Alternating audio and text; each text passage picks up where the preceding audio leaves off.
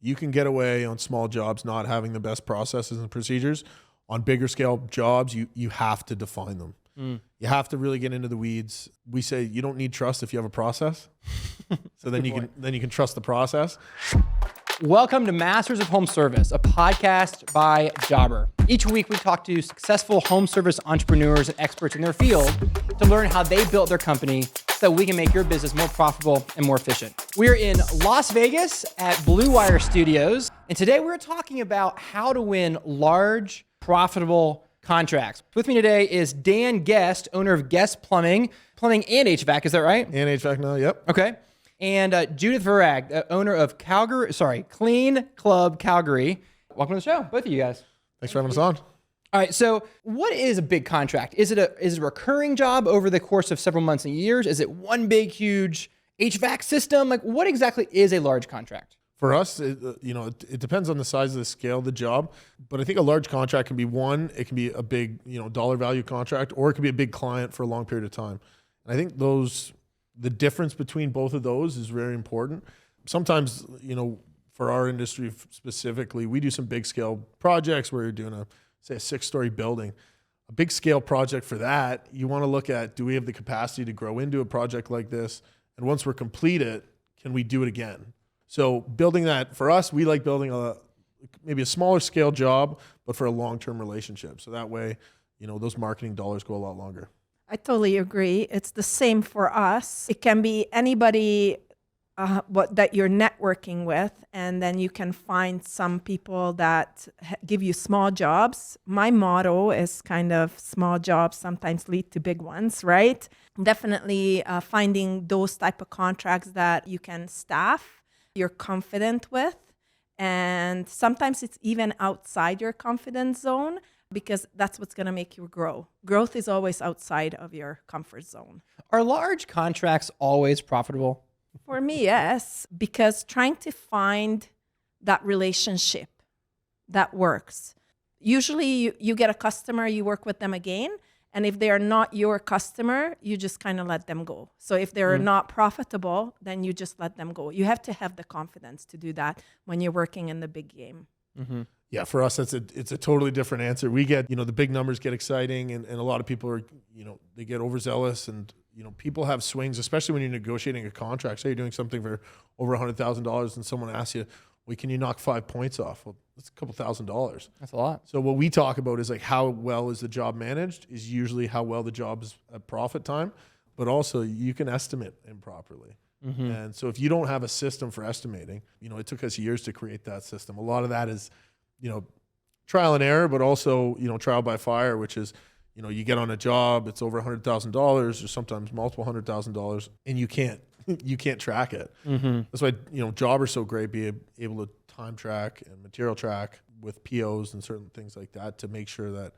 as you're going along the job, you're not waiting till the end to find out that you've lost. Mm-hmm. Kind of make it up as you go because you're on site for a lot longer. Yeah. I do think there's like shiny object syndrome with big contracts. A lot of our listeners are residential and they're on the smaller high volume or something like that, mowing or something like that. But a big contract comes up. It's like, oh my gosh, of course I'll make money. And they don't realize that actually you may not make any money if you do this wrong. Like there's higher stakes with big contracts. I'm curious for you guys, did you start out small, or did you day one you were going after the big contracts? How was your company set up for that? We started out small, and we were actually kind of referred into bigger contracts. When we were referred into it, I took the approach, it's like, can we do this? Do I have the manpower? It was from residential to commercial. So residential and commercial cleaning is very, very different. So I actually had to educate myself, but I just kind of went along with it. And then now we have quite a few bigger contracts. Mm-hmm. It seems like the marketing's different, right? I mean, how is your marketing different when you're trying to land a large contract versus your run-of-the-mill, the contracts you get basically every day? How is it different? We call it the white van syndrome. So our vans are, big white, big blue leaf all over them, very well branded.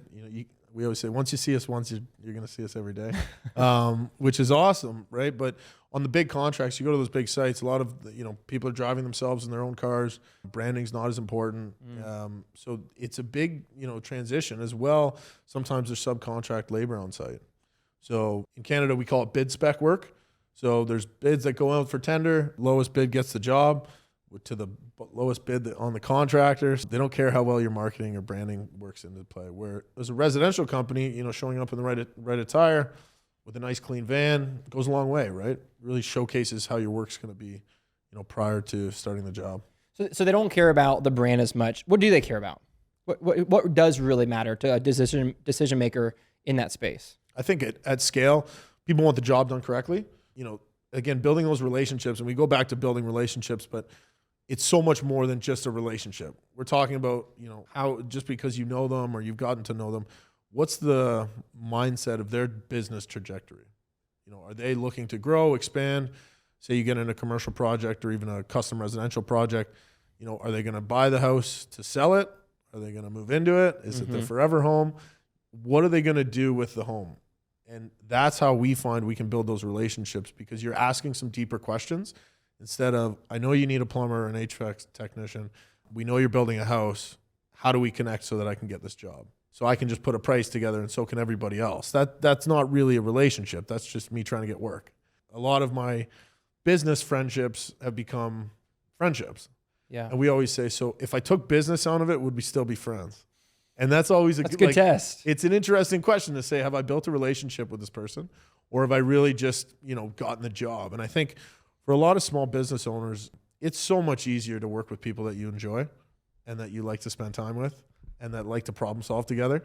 So if you're constantly having to, go out and find new clients instead of nurturing the ones that you have, which is building the relationships by finding out the needs of that client specifically, that's really a game changer for us. I think that really changes your strategy when you're going into meeting someone. Yeah. I absolutely agree. Relationships is everything when it comes to commercial work. And the way how we do that is it's almost like, how you're dating somebody and then, you guys go out and then you got the person, but then you get married and then you think you have to do nothing anymore because, hey, we're married, right? That's not the case. You actually always have to court your bigger customers. What we do is we are on site once a month. We check the work. We communicate with the client what we checked. We ask them if there's anything more they want, anything less they want. Is everything jiving? I think it's so important to keep those lines of communication open, just making sure that the contract is going well. Yeah. I think a lot of our listeners would like to do some bigger jobs and get their feet wet with that. I just think it's in a lot of industries, it's a totally different business model. Because on one hand, if you're doing mow and blow landscaping, it's a lot of high volume. It's very transactional. The relationship matters some, but it's more you're really counting on your reputation as a company in that stance when it's more transactional. But the bigger you get in terms of the size of contracts you're getting, it goes from transactional to relational. And then you have to feed those relationships over time or else you'll lose them to somebody else who's being relational too. So would you say that larger contracts in general is more competitive or less competitive? Absolutely. That's a hard question? Yeah, I think I love what you said there. Like, there's profit in all these areas, right? And they are different business models. In our industry, there's they call them the trunk slammers, but they're in there. They've spent a high marketing dollar to get that call. They've got a salesperson right at your door, kind of, I would say more aggressively attacking you to kind of sign now. And if the experience isn't great, they don't care.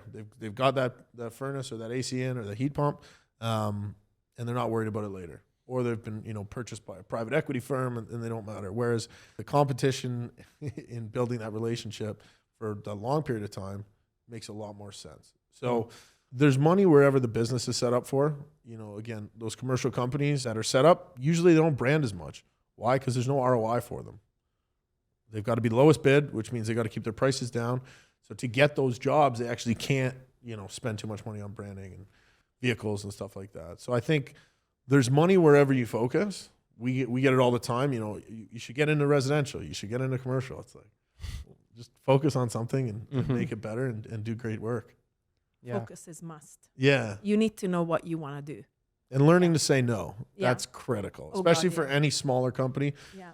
The first no feels like you've made a huge mistake. I remember mine, but it's always the best decision. And then, you can feed off of that and you can kind of read the read the situation and see if you want to get into that, because it is a big undertaking. And kind of, building on relationships is communication. On these bigger jobs, there can be so many touch points, or you can really lose that communication. We find ensuring that, especially if you're growing to a size where you start having managers, well, the owner made the relationship. Mm-hmm. Now the manager's got to manage it. Right. If that's not working out well, you're going to cross paths, which is never good. So having that proper handoff on those bigger jobs, I'm sure it goes a long way. What are some other complexities in setting up the contract and then keeping it going and keeping it good and strong? What are some other things that our listeners should know about? Well, when you do bigger contract, you should definitely have a lawyer, because I don't know if you guys review some of these contracts, but you don't want to be taken to the cleaners, literally.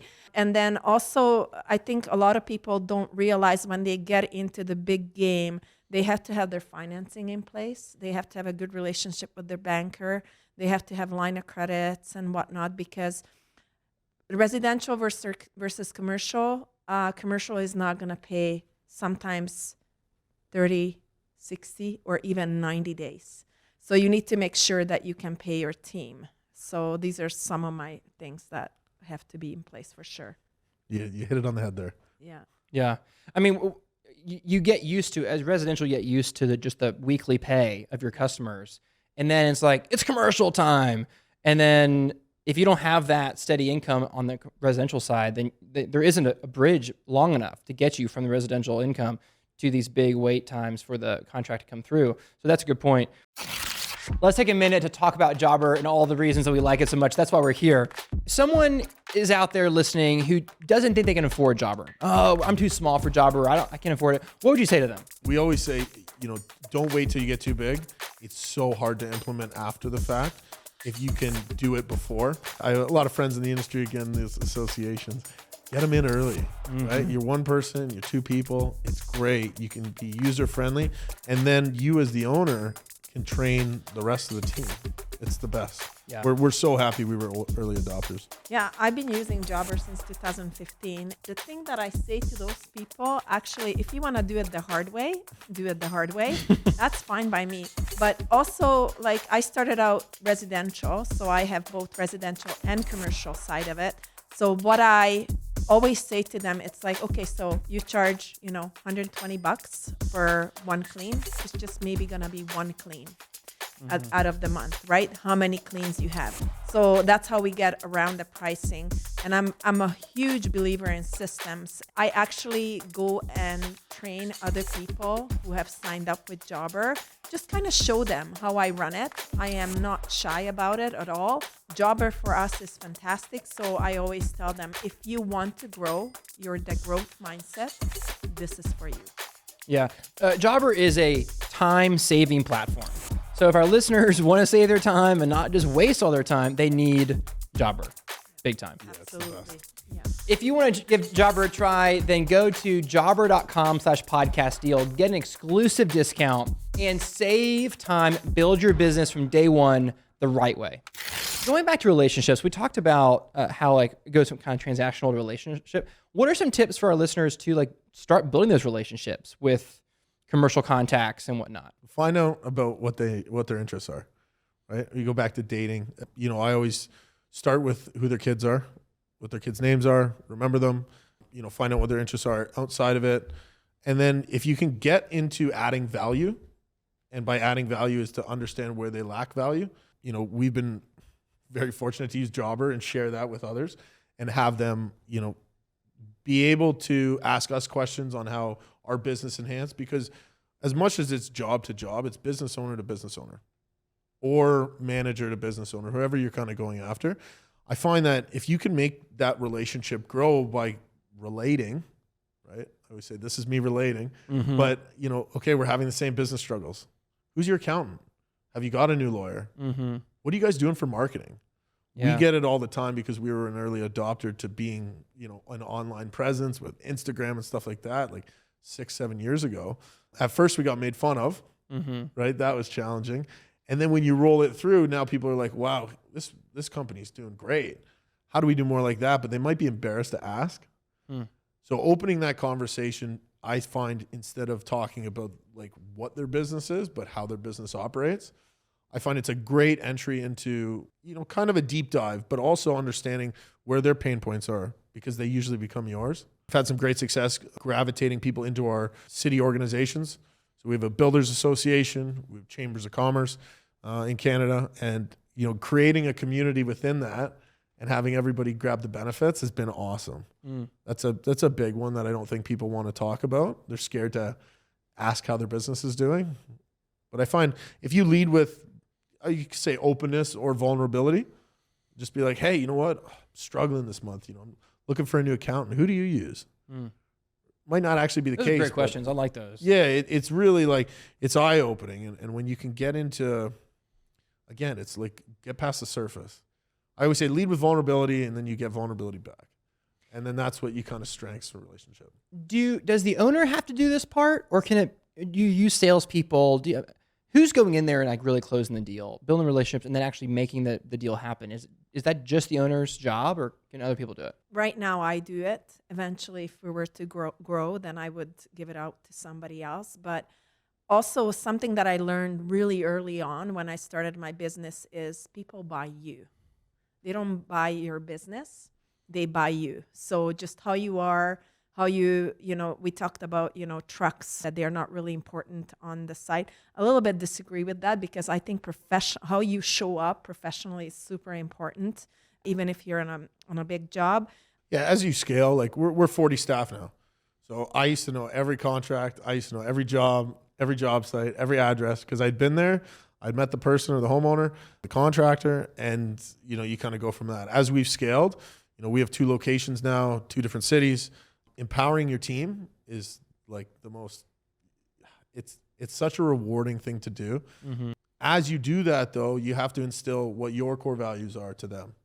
So having like a focused core values is really important, but also having everybody aligned with them. So whether you can communicate those, or if that means someone's got to shadow you for a long time, we have a couple, we do it by mantras. So, when you're on the phone with somebody or giving somebody calls, like, is now a good time to talk? So we have a couple of those that I've love that one. Yeah.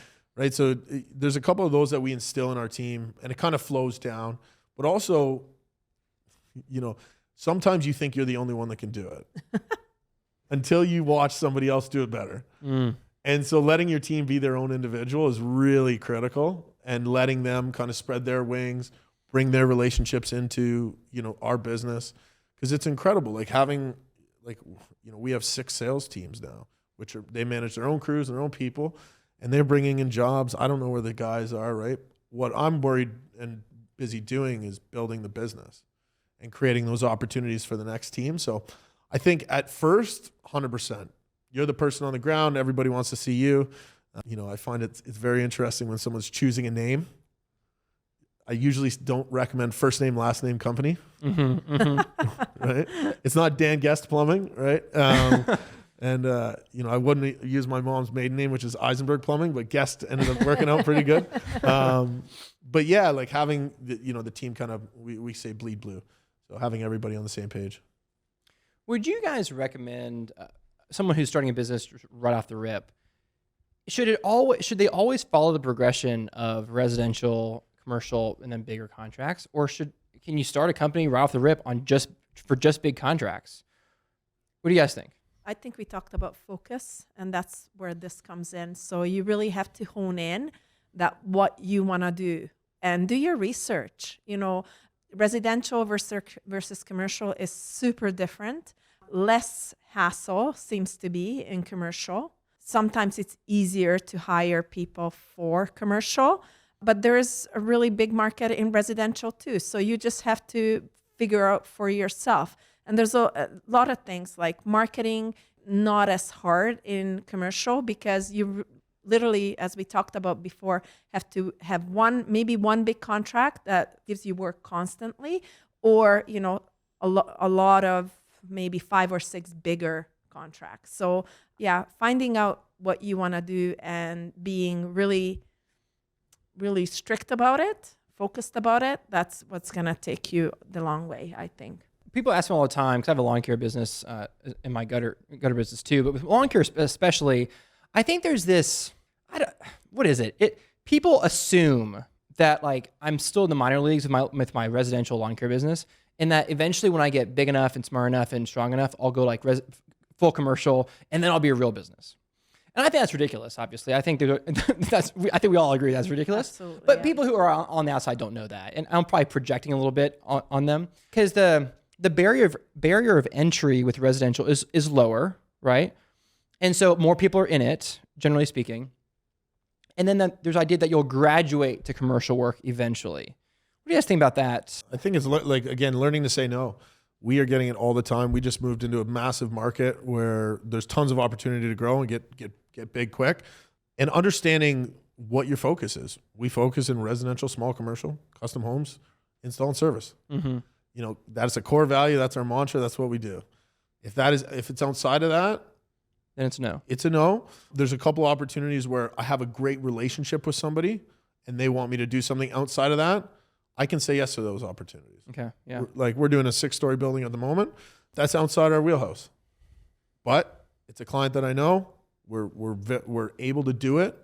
We did all the proper measures. So you're not just saying yes drastically. It's calculated. I mean, you want to stretch and grow as well, too. Of course, So yeah. there's opportunities like that to seize that allow you to grow in a controlled environment, sort of. We always say, what if you spent that extra shiny object energy on the dull, boring stuff? Mm-hmm. How much better would you get? How much further ahead would you get if you were able to spend? Yeah, you know that new business idea sounds great, or that new division sounds awesome, right? Yeah. What if we just focus that energy on that old division? Mm-hmm. And it's like, oh yeah, that sounds right. But it's like, yeah, put in a couple extra hours. Go in on Saturday. You know, do some paperwork on Sunday. Just do it for what you're currently doing, and it's magical what comes up. Yeah. And if I can maybe add to that if you decide to get into any type of business and you do a business plan and you stick to it, I think that's your guiding light as to what you want to do. Do you want to do this? Do you want to do that? I mean, we go clean houses. We don't shovel snow. It's a given. I made a mistake early on in the first 5 years of my business where I started off residential, and then I would get the calls from the local restaurant or whatever, the hotel, and I'd be like, oh yeah, this is it. This is my chance to shine. And what I did was I stood over a line. I had 1 foot in residential and 1 foot in commercial, which means I didn't have a foot in either one. And my crews were spread too thin. They didn't know what we were doing. They were confused on what our purpose and our goal was. There's just too much confusion. And what I made the mistake of thinking was, oh, it's all grass. You just cut it. It's not all grass. It's not all the same in any industry. It's very different. And so I think, because I have a buddy who started off in commercial landscaping. That's all he does from day one. And that's what he knew. And I think, and I've gotten back to where I'm focused now. But for a while, I was trying to do both. And I actually think that's the worst case scenario. Until you're developed into a very, very stable, big enough company to do both. But in those early years, sub 1 million, I think you should do one or the other. It's always very much enticing when somebody big contacts you, right? Isn't it? It's Yeah. exciting, yeah. Yeah, It is. it's exciting, and then you want to go with the flow and everything. You just always have to bring it back to your core values, as you had mentioned, and you just have to bring it back. Like, is this something that's in my business plan? Is this something that I want to do, right? Yeah. I think too, you know, I would have painted your fence if you called me in my first couple of years. It wouldn't have mattered. I find for anyone listening out there, like, if you can get past having to go through the pain, just listen.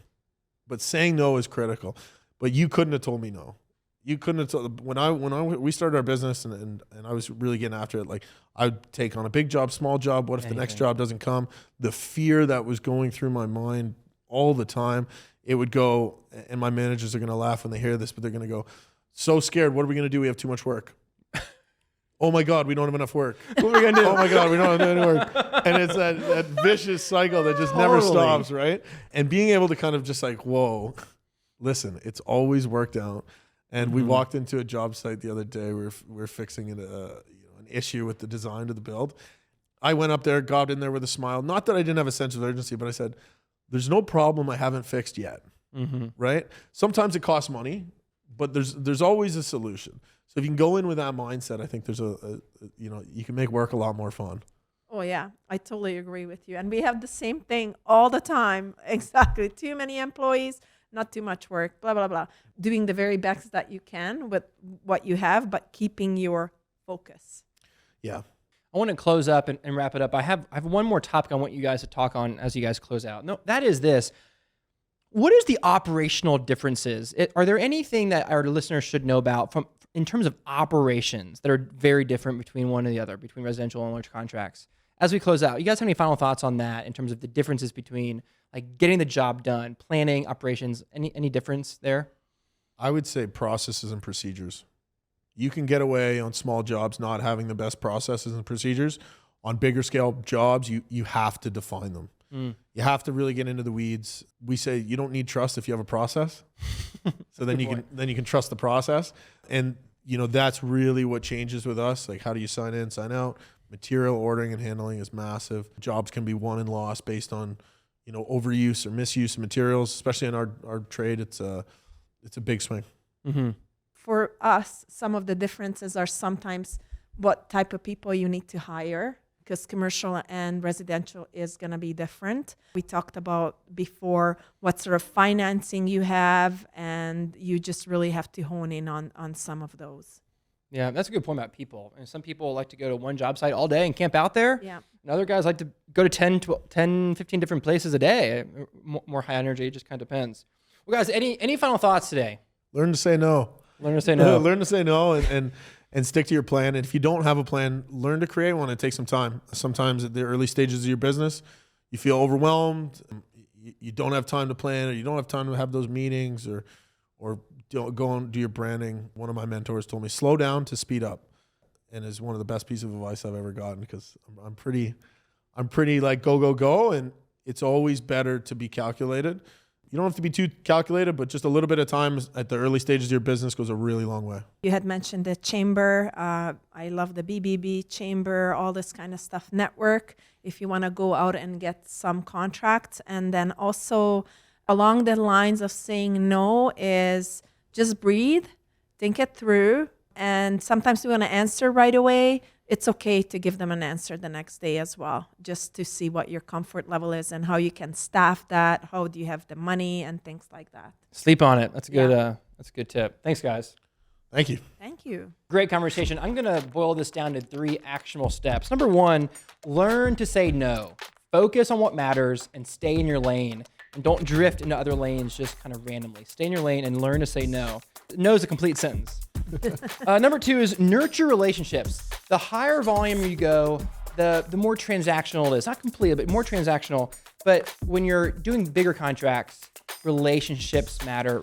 It's more relational. And then number 3 is processes and procedures matter. You can get away on a smaller scale, have kind of sloppy procedures, but when you're in those big high dollar jobs, you have to have your procedures and your SOPs figured out so you can actually get the job done profitably. Any thoughts on those? Does those sound good to you guys?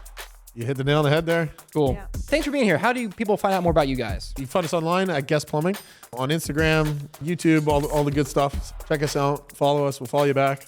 It's the same as Dan, just Clean Club Calgary. You guys are really making a difference in the marketplace. Your employees matter, clients matter, and you're blessing them by the work that you guys provide. And your teams appreciate it. The marketplace appreciates it. So keep it up. And thank you for listening. I hope that you heard something that will make your business more profitable and more efficient. I'm your host, Adam Sylvester. You can find me at adamsylvester.com. Your clients and your team deserve your very best. So go give it to them. We'll see you next week.